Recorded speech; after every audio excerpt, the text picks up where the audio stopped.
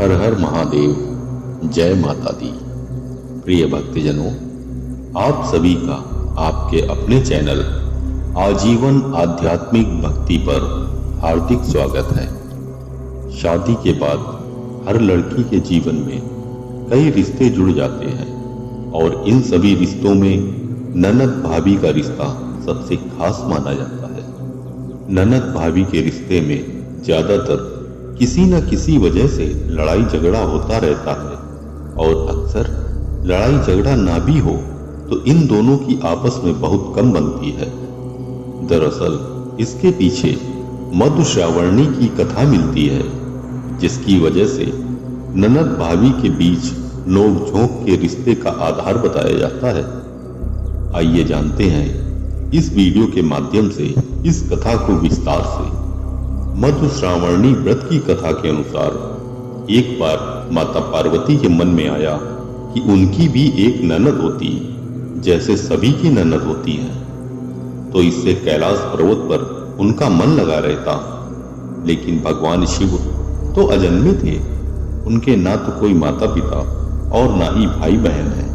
यह बात माता पार्वती अपने मन में रख कर बैठ गई। लेकिन भगवान शिव तो अंतर्यामी थे, उन्होंने माता पार्वती के मन की बात जान ली और अनजान बनकर बार बार पूछते रहे कि आखिर तुम्हारे मन में चल क्या रहा है, अगर कोई समस्या हो तो बताओ। बार बार भगवान शिव के पूछे जाने पर माता पार्वती ने कह दिया कि काश जैसे सबकी ननद होती हैं वैसे ही मेरी भी ननद होती तो उसके साथ हंसी मजाक करती, जिससे उनका मन भी लगा रहता। भगवान शिव ने कहा कि ननद तो तुम्हारी आ जाएगी, लेकिन क्या तुम ननद के साथ रिश्ता निभा पाओगी? कहीं अगर तुम दोनों के बीच नहीं बनी तो क्या होगा?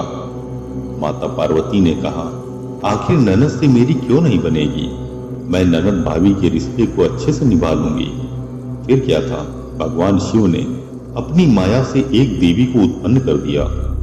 भगवान शिव ने जिस देवी को उत्पन्न किया वह देखने में काफी मोटी थी और उनके पैरों में बड़ी बड़ी दरारें थी।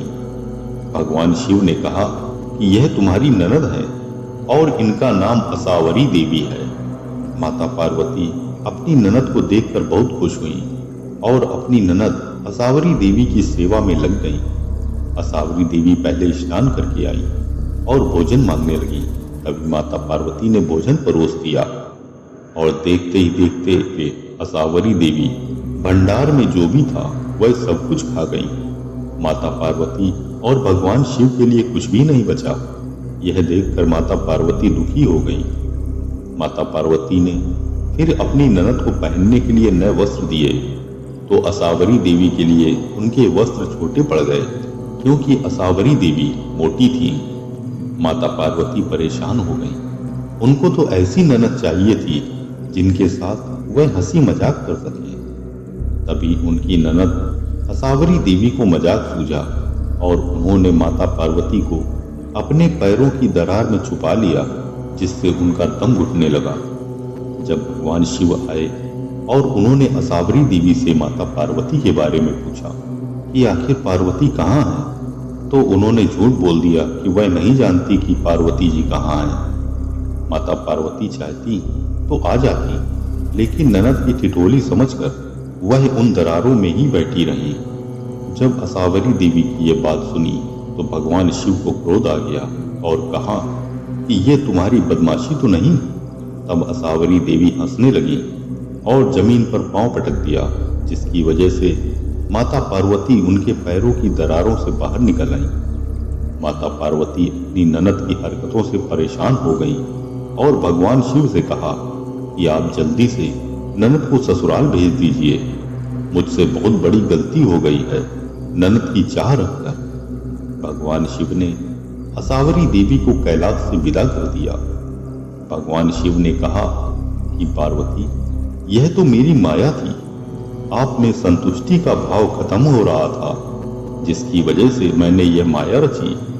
लेकिन तभी से संसार में ननद भाभी के रिश्ते में नोक झोंक की परंपरा शुरू हुई। ओम नमः शिवाय, जय माता दी। प्रिय भक्तजनों, अगर आपको ये कथा अच्छी लगी हो तो कमेंट में हर हर महादेव अवश्य लिखें।